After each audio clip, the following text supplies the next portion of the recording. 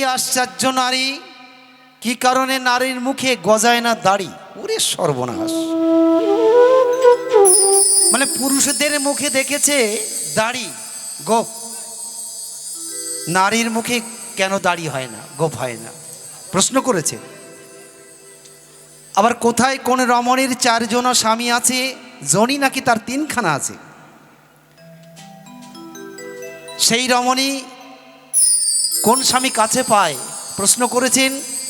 আবার সেই রমণী স্বামীদের সাথে করে না সহবাস, কেমন করে পুত্র হলেও গুরু করিবেন প্রকাশ? আবার 4 জনা স্বামী থেকে যদি 1 জনা স্বামী মারা যায়, কেমন করে সেই রমণী 3টে স্বামী থাকতে বিধবা হয়, প্রশ্ন করেছেন। তাই যে প্রশ্ন করেছেন অবশ্যই করব তার সমাধান। তা আমি প্রথমেই একটা ভক্তিমূলক গান দিয়ে শুরু করছি আমার অনুষ্ঠান। এখানে আমার যত মা বাবা আছেন, বৈষ্ণব আছেন, আমার ভাই বোন আছেন, সকলে কিন্তু আমার খুব প্রিয়জন, আপনজন। আপনাদের কাছেও এখন থেকে আমি আপন হলাম। তো এ সংসারে সৃষ্টির নিয়ম অনুসারে এ সংসারে পিতা মাতা, ভাই বোন, বন্ধুবর্গ, আত্মীয় স্বজন সব আপন। তাই আমার বাউল পদকর্তা বলছেন, এ সংসারে তো সবাই আপন, এটা মিথ্যা নয়। তাই পদকর্তা বলছে, ওরে তুই যাকে আপন বলছিস সে সত্যি আপন তো?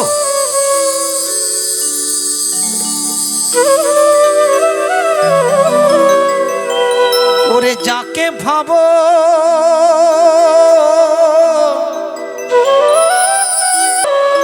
ওরে যাকে ভাবো আপন আপন, যাকে ভাবো আপন আপন মনে রে, ওরে যাকে ভাবো আপন আপন, সে কি রে তোর নিজের মতো? যাকে আমি আপন আপন ভাবি সে আমার মতন কিনা এটা ভাবতে হবে আগে। তাই বাউল বললে, ভেবে দেখো মন কে তোরা,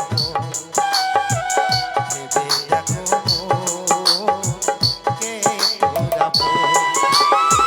যাকে ভাবো আপন আপন,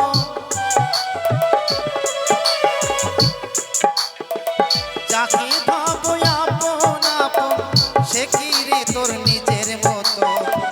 ভেবে দেখো মন কে তোর আপন, ভেবে দেখো মন কে তোর আপন।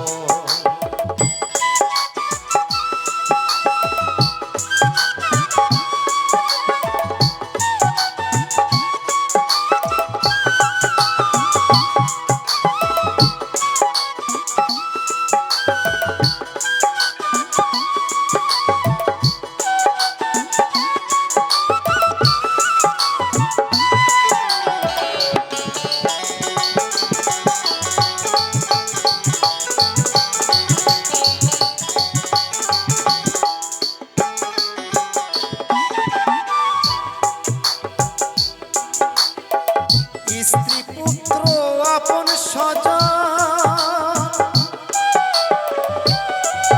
একদিন সবাই হবে দুর্যোধন।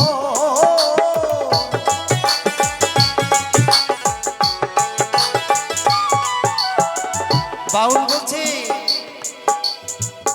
স্ত্রী পুত্র আপন স্বজন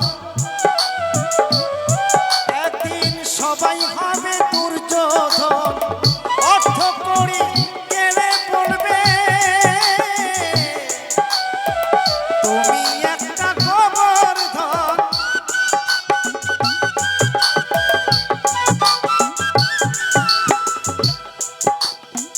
বৃদ্ধা বয়সে আশ্রয় নাইয়া,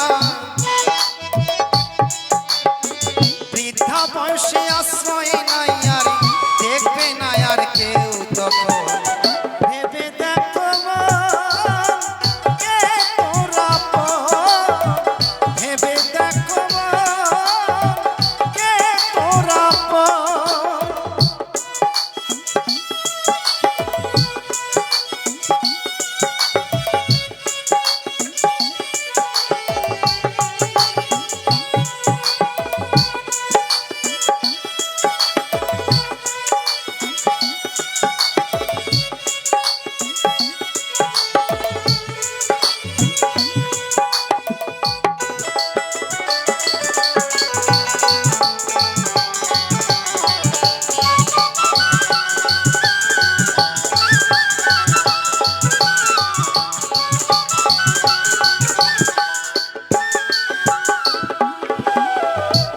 বাউল পদকথা বলছেন, স্ত্রী পুত্র আপন স্বজন, একদিন সবাই হবে দুর্যোধন।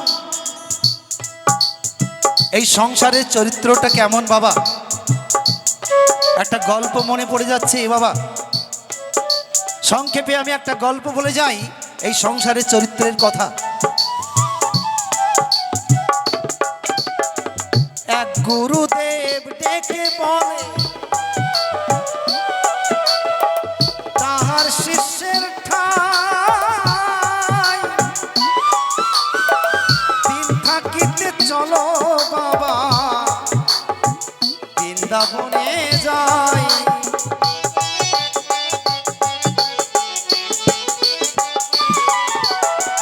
গুরুদেব তার শিষ্যকে ডেকে বলছে, বাবা এতদিন যখন সংসার করেছো, বিষয় আশায় টাকা পয়সা ধন দৌলত তোমার কম নাই, তোমার যার সম্পত্তি আছে, অর্থ আছে, তোমার ছেলে মেয়ে বউ দেখে শুনে খেলে জীবনে কখনো অভাব হবে না। তে সংসারে দুটো কর্তব্য আছে, একটা মহান কর্তব্য আর একটা হচ্ছে অবশ্যই কর্তব্য। তাই মহান কর্তব্য কেমন?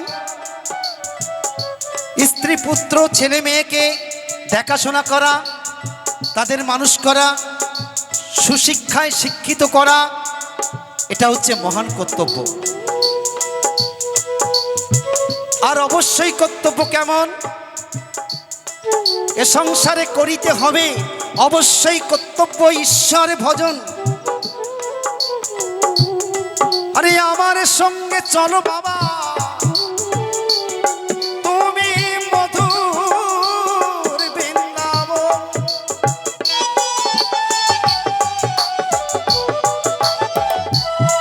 এই অবশ্যই কর্তব্য আছে, ঈশ্বরের সাধন ভজন করে, এটা অবশ্যই কর্তব্য। তখন শিষ্য বলছে, গুরুদেব আপনি আমাকে বৃন্দাবনে যেতে বলছেন, এই সংসারটাই হচ্ছে আসল বৃন্দাবন। এই সংসারে বৃন্দাবন ছেড়ে আমি কোনো বৃন্দাবনে যাব না। তাছাড়া আমার স্ত্রী আমাকে কত ভালোবাসে, আমার ছেলে আমাকে কত ভালোবাসে, আমি তাদেরকে ছেড়ে গুরুদেব কোথাও যেতে মন সায় দেয় না। তখন গুরুদেব শিষ্যকে ডেকে বলছে, বাবা তোমার স্ত্রী তোমাকে কত ভালোবাসে, তোমার ছেলে তোমাকে কত ভালোবাসে, বাবা এই সংসারের চরিত্রটা তুমি দেখতে চাও? তুমি যদি দেখতে চাও আমি তোমাকে দেখাতে পারি। শিষ্য বলছে, দেখাও। তখন গুরুদেব ঝোলা থেকে একটা গাছের শিকড় বাহির করেছে, গাছের শিকড় বাহির করে শিষ্যের হস্তে দিয়ে বলছে, বাবা এই শিকড়খানার একটা গুণ আছে, এই শিকড়খানা মুখের মধ্যে রাখলে তুমি মারা যাবে, কিন্তু বহির জগতে তুমি যাবে মারা, অন্তর থেকে ভিতর থেকে তুমি সবকিছু জানতে পারবে, বুঝতে পারবে, শুনতে পারবে, বহির জগতে তুমি মারা যাবে। এই শিকড়ের গুণ। তো এই শিকড়খানা নিয়ে যাও, তুমি তোমার বাড়ি যাও, বাড়ি যেয়ে তোমার স্ত্রীকে বলবে আগামীকাল সকালে 10টায় তুমি যাবে মারা, আর তুমি মারা গেলে তোমার বাড়ির পিছনে একটা আম গাছ আছে না, ওই আম গাছটা কেটে যেন ওই আমের কাঠ দিয়ে শ্মশানে নিয়ে তোমার এই দেহকে দাহন করে।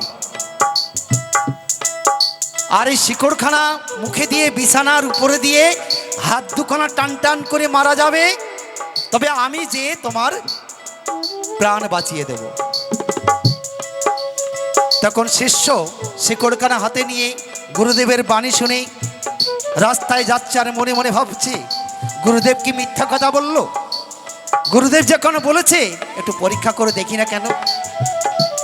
বাড়ি যে তার স্ত্রীর কাছে যে বলছে, ওগো শুনছো, কাল সকালে আমি যাব মারা, মারা মারা, আমাকে আর পাবে না, পাবে না তোমরা। তখন তার স্ত্রী বলছে, তুমি অমন কথা বলো না, অমন কথা শুনলে কিন্তু আমার অঙ্গ জ্বলে যায়, তুমি মারা গেলে আমি কি বেঁচে থাকবো? তখন শিষ্য বলছি, এই দেখো শোনো, সত্যি সত্যি আমি মারা যাব, আর আমি মারা গেলে আমার বাড়ির পিছনে যে আম গাছ আছে না, ওই আম গাছটা কেটে ওই আমের কাঠ দিয়ে শ্মশানে নিয়ে আমার দেহটাকে দাহন করো। ওগো, তুমি এমন কথা বলো না, তুমি মারা গেলে কি আমি বেঁচে থাকবো? আর আম গাছ কি গো, তুমি মরে গেলে আমি তোমার সাথে সাথে শ্মশানে যাব। আহা, আমার স্ত্রী আমার কত ভালোবাসে যে আমি মারা গেলে আমার সাথে যেতে চাইছে। গুরুদেব কি মিথ্যা কথা বললো? পরীক্ষা করতেই হয়। ঠিক পরের দিন সকাল 10টায় ও গিয়ে বিছানার উপরে শিকড় খানা মুখে দিয়ে ভঙ্গি করে মরে।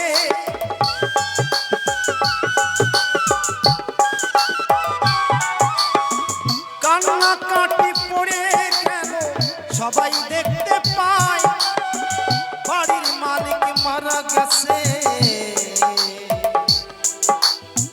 দেহেতে প্রাণ নাই।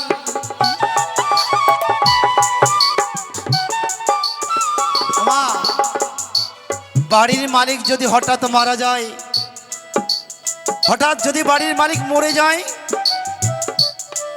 কান্নাকাটির ভীষণ ভীষণ জোরে জোরে হয়। কান্নাকাটি হচ্ছে, একে একে পাড়া প্রতিবেশী স্বজন বন্ধু বারুও এসে উপস্থিত।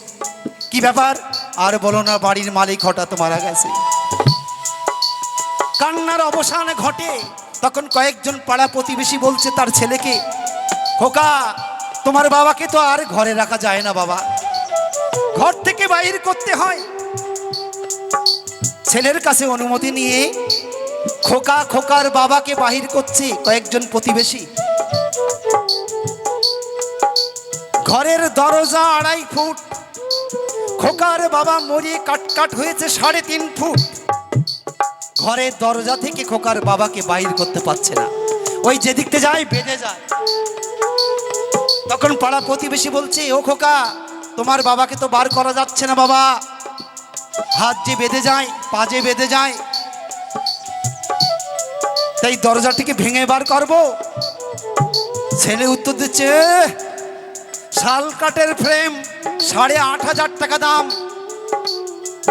ওই ফ্রেম ভাঙা যাবে না, কলে কৌশলে বাবাকে বার করতে পারো করো, নচেত বাবার হাত ঠ্যাং হাত পা ভেঙে বার করো। বাবা তখন ভিতর থেকে সব শুনছে, ছেলে কি উত্তর দিচ্ছে সব বুঝতে পারছে তো। তখন বাবা কি করলো, হাতটা একটু নরম করেছে, ঘর থেকে বাহির করে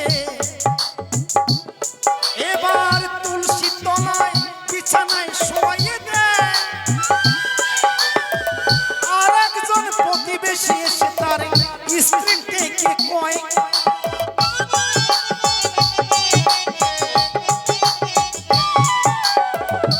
আর একজন প্রতিবেশী এসে তখন বলছে, তুলসী তলার কাছ তো এগিয়ে চলেছে, শ্মশানে যেতে হবে, তা কাঠের দরকার, বাড়ির পিছনে যে আম গাছটা আছে ওটা কেটে দেয়।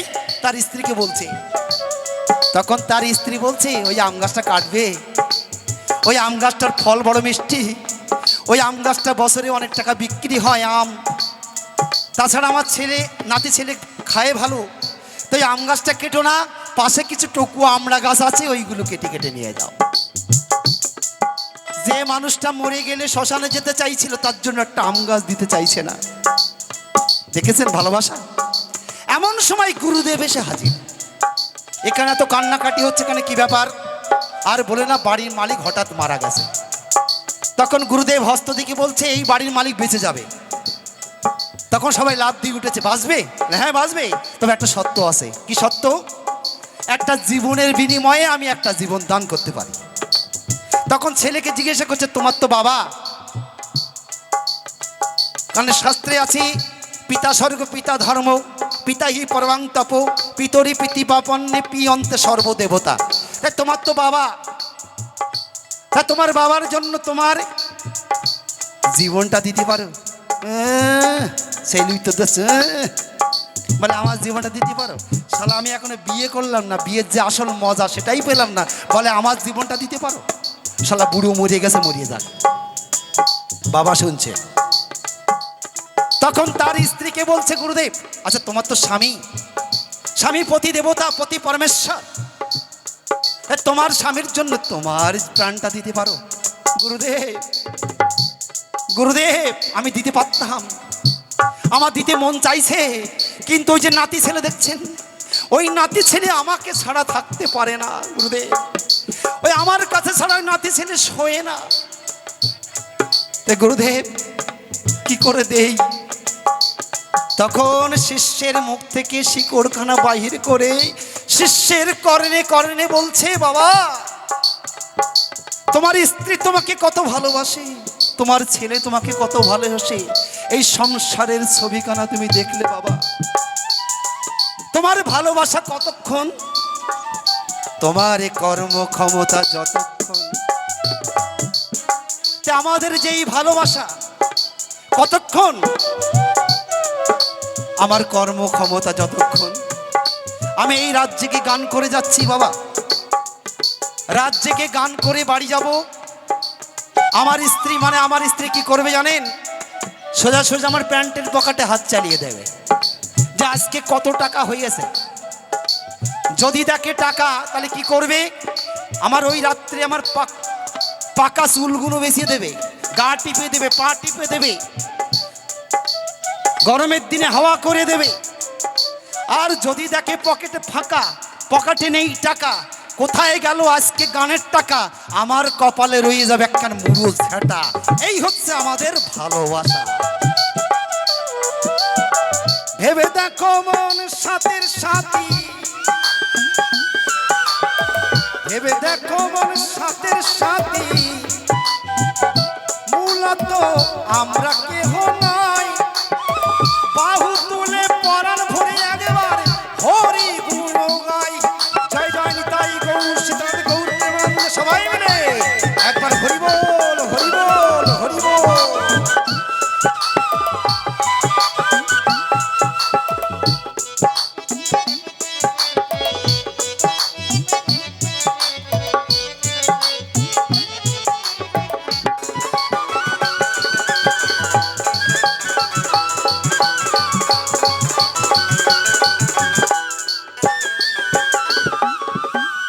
বিকাশ দাসে ভেবে কয় নিজের বলতে কিছুই নাই, যা আছে এই ধরা তলে সবই হবে মায়াময়।